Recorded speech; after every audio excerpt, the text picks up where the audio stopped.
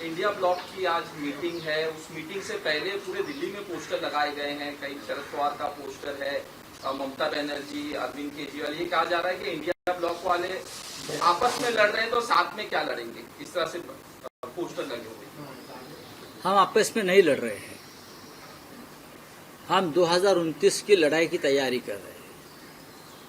आज India block की जो मीटिंग दिल्ली में है, लगभग जो हमारे इंडिया अलायंस के सदस्य हैं लगभग सभी वहां पहुंच रहे हैं, और जो नहीं पहुंच पा रहे वो वर्चुअली उस मीटिंग में शामिल होंगे। जैसे कि शिवसेना पार्टी चीफ उद्धव ठाकरे जी, हम सब लोग वर्चुअली मीटिंग में शामिल होंगे, और भी कुछ लोग वर्चुअली शामिल होंगे। देखिए, इंडिया ब्लॉक, इंडिया अलायंस एकजुट है, एक रहेंगे और आगे की रणनीति तय करेंगे। राहुल गांधी जी के नेतृत्व में मैं सुन रहा था, ये पश्चिम बंगाल में जो लोग सत्ता पे आए हैं, हाँ, उनके दिमाग में हवा चढ़ गई है सत्ता की।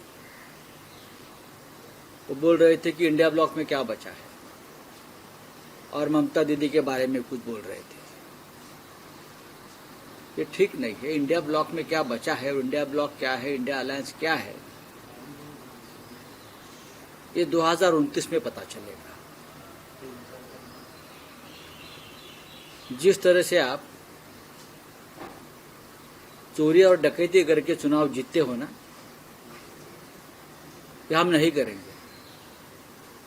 आप आत्मचिंतन करिए, आप कैसे जीत गए, कैसी सत्ता अपने कब्जे में ली। इंडिया ब्लॉक इस प्रकार के घृणास्पद कार्य कभी नहीं करेगा। हम सीधे आपसे लड़ेंगे और आपको हराएंगे। और आज की जो बैठक है वो आगे की रणनीति तय करने के लिए है। सर, राहुल गांधी की लीडरशिप पे सवाल उठाए जा रहे हैं। कोई सवाल नहीं है, राहुल गांधी जी के लीडरशिप पर कोई सवाल नहीं है। नंबर एक, हम लोग ये जरूर कहेंगे कि 2029 के चुनाव में जाने से पहले हमको एक ऐसा चेहरा लेकर जनता में जाना होगा इंडिया ब्लॉक का, ये हमारा चेहरा है प्रधानमंत्री पद के लिए। ये उद्धव ठाकरे साहब की भूमिका हमेशा रही है और इस बार भी रहेगी। तो 2019 में जो ये बताया गया कि एजेंडा क्या रहेगा, क्या है बीजेपी के पास, क्या एजेंडा है? बीजेपी का एजेंडा नहीं हो सकता, बाकी सब एजेंडा यही है, ये भ्रष्ट लोगों को हटा दो, ये देश लूटने वाले झूठे लोगों को हटा दो और देश की रक्षा करो।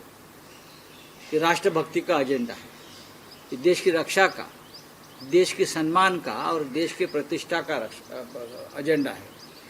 बाकी तो एजेंडे लोग बनाते हैं 10-10 पेज के, उसमें कोई नई बात नहीं होती है। लेकिन सबसे पहले ये गद्दार मक्कार लोग जो सत्ता पर बैठे व्यापारी, देश लूटने वाले, उनको हटाना ये 1 पॉइंट एजेंडा होना चाहिए। और यही आज लोगों के मन में जो एजेंडा है, मन की बात लोगों की यही है। सर, अखिलेश यादव ने सवाल उठाए, राम मंदिर का जो डोनेशन आया था उसको लेके मिसिंग है कुछ पैसे। देखिए, अखिलेश यादव जी का जो बयान है, उनका स्टेटमेंट है, हमने पढ़ा है, आज सामना में भी हमने उस बारे में इंफॉर्मेशन दी है। अगर ये सच है, अखिलेश यादव उस राज्य के मुख्यमंत्री रहे, उत्तर प्रदेश के और देश के एक महत्वपूर्ण नेता है। अगर अखिलेश जी ने एक बात कही है तो उसमें जरूर कोई तथ्य है। सीसीटीवी फुटेज में सब कुछ आ गया है। जो दान पेटी होती है उससे कैसी छेड़छाड़ की जा रही है या की है, ये सब सामने दिख रहा है। उसके आधार पर छोटे नेताजी ने अपनी बात कही है। इंडिया आघाडीची आज बैठक होते, परंतु आपल्या पक्षाच्या वतीनं प्रत्यक्षरित्या कोणी सहभागी होणार नाही. बरोबर आहे तुम्ही. चर्चा वेगळी. नाही काही नाही, आतापर्यंत आम्ही जेव्हा हजर राहिलो तेव्हा का नाही चर्चा झाल्या. 1-1.5 वर्षानंतर ही बैठक होतीये. बघा की थोडशा आमच्या काही इतर अडचणी आहेत, राजकीय नाहीत. मी स्वतः हजर राहतो उद्योजींच्या वतीनं. पण तुम्हाला माहिती आहे थोडं प्रकृतीचं कारण आहे आणि ते दिल्लीमध्ये जी हीट वेव्ह आहे डॉक्टरांची भूमिका आहे की त्यांनी मी जाऊ नये. उद्धवजी वेगळ्या कामात गुंतलेले आहेत, आदित्यजी त्याच कामात गुंतलेले आहेत. पण आम्ही स्वतःहून संपर्क साधला जेव्हा चर्चा की बाबा आम्ही इथून व्हर्च्युअली आपल्यात सहभागी होऊ आणि संपूर्ण मीटिंग चालू असेपर्यंत आम्ही आपल्याबरोबर व्हर्च्युअली राहू. आता व्यवस्था झालेली आहे या सगळ्या गोष्टीची, ते आम्ही करतो. आजची मीटिंग बैठक ही महत्वाची आहे. पण अजेंडा काय असणार आहे? कारण पण राऊत साहेब, आजची बैठक अत्यंत महत्वाची आहे. कारण ममता बॅनर्जींनी स्वतः पुढाकार घेऊन ही बैठक आयोजित करायला लावली. याआधी इंडिया ब्लॉकच्या बैठकीपासून तृणमूल काँग्रेस दूर राहिली, पण पश्चिम बंगालच्या निकालानंतर त्यांना महत्त्व पटलं की विरोधकांची एकजूट असायला पाहिजे, इंडिया अलायन्सची एकजूट असायला पाहिजे. आणि स्वतः ममता बॅनर्जी दिल्लीत पोहोचलेले आहेत.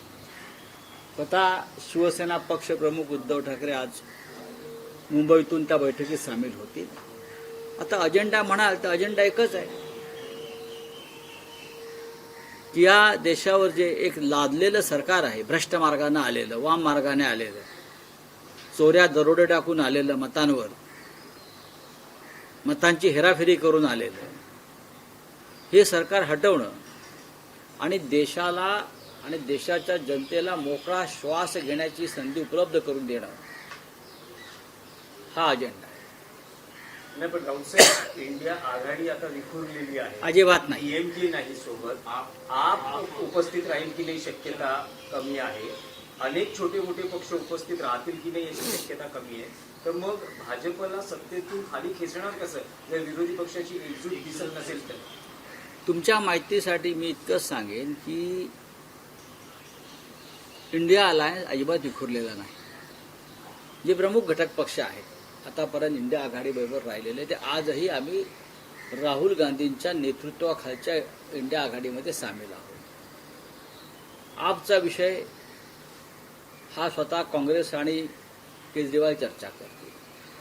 पंजाबचं राजकारण त्याच्यामध्ये खास करून आलेलं आहे. निवडणुका तामिळनाडूमध्ये द्रमुक पक्ष हा काँग्रेस पक्षाचा आणि इंडिया आघाडीचा एक जुना सहकारी आहे.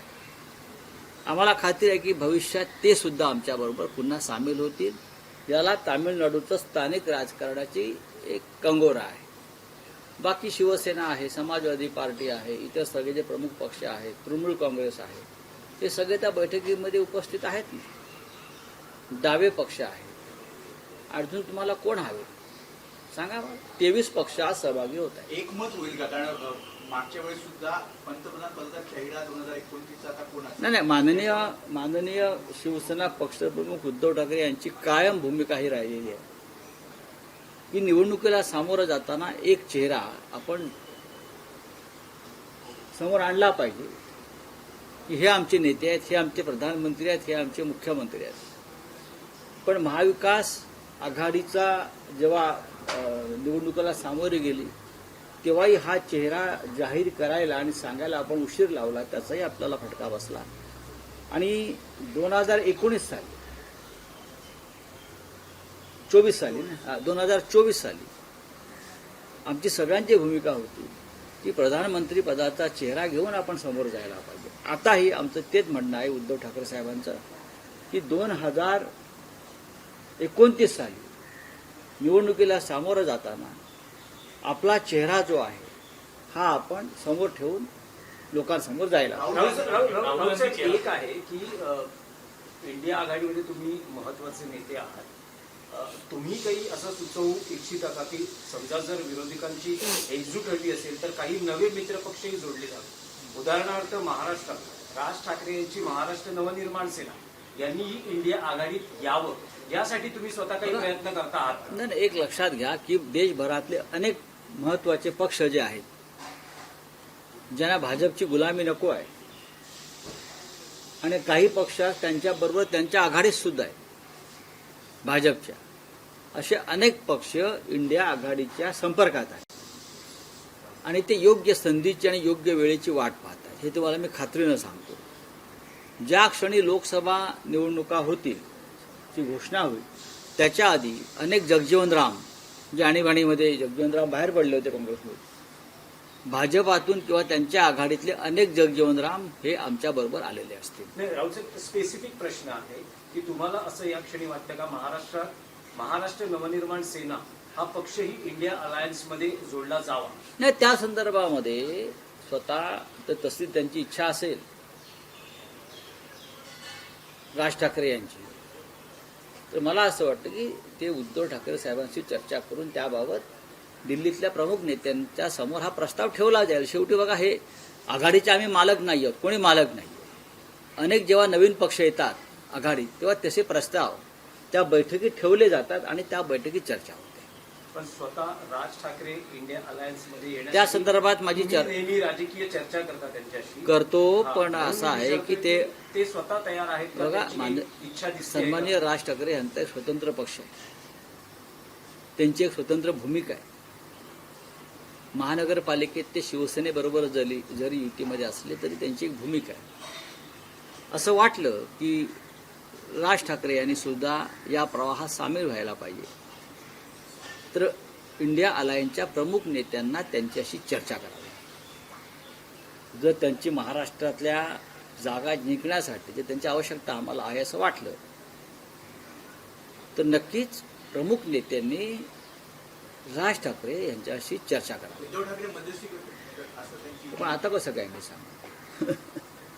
नाही, राहुल साहेब, एक महाराष्ट्राच्या राजकारणातला विषय आहे. राज्यसभेसाठी छगन भुजबळ इच्छुक होते, पण त्यांची जी अट आहे ती मान्य करण्यात आली नाही आणि त्यामुळे एनसीपी अजित पवार गटानं वेगळा उमेदवार त्याच्यामुळे प्रफुल्ल पटेलांची अट मान्य झाली आणि त्यांचा माणूस राज्यसभेचा उमेदवार झाला. नाही, पण भुजबळांची खूप इच्छा होती. ते आता सिनियर आहेत पक्षात, ऑलमोस्ट अनेक मोठ्या नेत्यांबरोबर काम केलेली सगळी मंडळी राज्यसभेत आहे. राज्यसभेत जायचंय, मग राज्यसभेत जायचं छगनरावांनी. पण त्यांची अट होती मग की अटी आणि शर्तीवर तुम्ही राज्यसभेत कसे काय जाऊ शकता की मी जातो आणि खाली माझ्या मुलाला, पुतण्याला, भावाला द्या?